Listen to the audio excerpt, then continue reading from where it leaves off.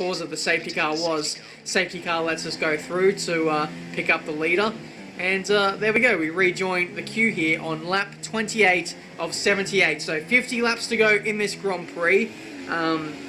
Just taking a moment to just assess the situation.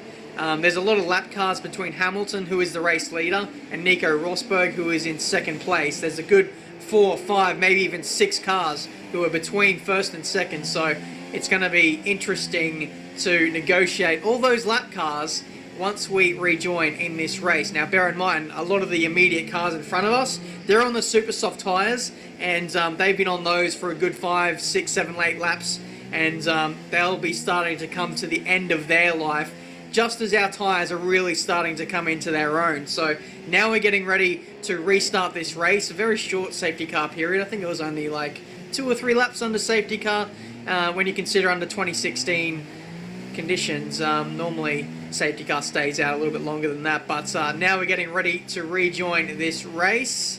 Green flag should wave any second now, and there it goes. I'm getting passed up the inside by Alonso, and I threw up the hand in frustration. There was some light rubbing there, but I think we survived. Yellow flags behind us. Fernando Alonso is out of the race. So let's see what happened here. Alonso was up my inside into the final corner. I did not know he was there, actually. I think I might have had the HUD up on the screen, and I couldn't see him in my right-hand mirror. I wasn't expecting him to go there. It's like I said, but as you can see there was some space for him to squeeze through. Only just, but Alonso makes the mistake. He has perished in this race, lost his front right tyre, and the Toro Rosso immediately behind him gets kind of trapped there until the car gets cleared. And yeah, it's unfortunate. I wouldn't have wanted to squeeze Alonso like that. Like I said, I didn't even know he was there. But in a tight situation like that, there's almost not too much you can do there.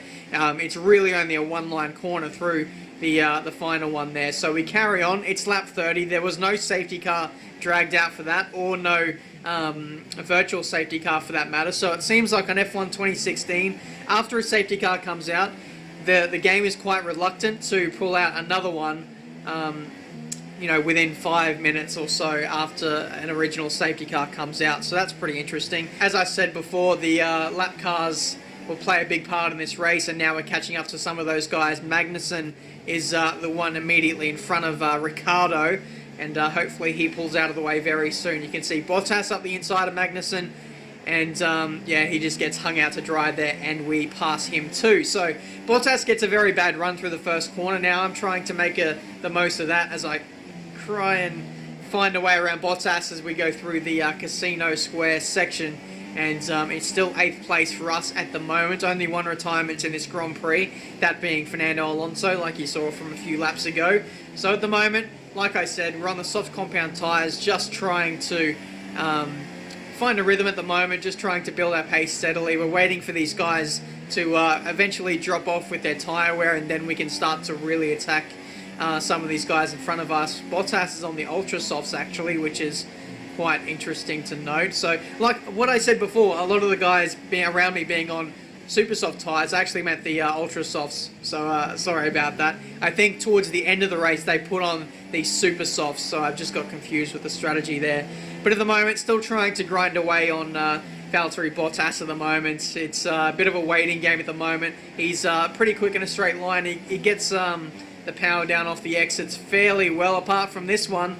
This time we drew alongside into the final corner. Bottas leaves the space, and we move into position 6. Immediately in front of us, we have our teammate Daniel Ricciardo and Carlos Sainz. Carlos, I think, has the oldest tyres out of all of us, and he's clearly struggling. But Ricciardo can't really find a way around him, so it's an interesting situation at the moment. I bet Christian Horner is pulling his hair out at the moment. He's seeing the proximity of 2 of his Red Bull cars combined with the Toro Rosso. That's kind of ruining our race here a little bit. The Ferraris and the Mercedes are essentially getting away in this race halfway through. So I'm just trying to wait for these guys to fall off the cliff a little bit, locking up the inside front massively into Rascasse, and there we go, logic prevails. They both pull into the pits for their second stop in this race. So now we finally have some clear air for one of the first times in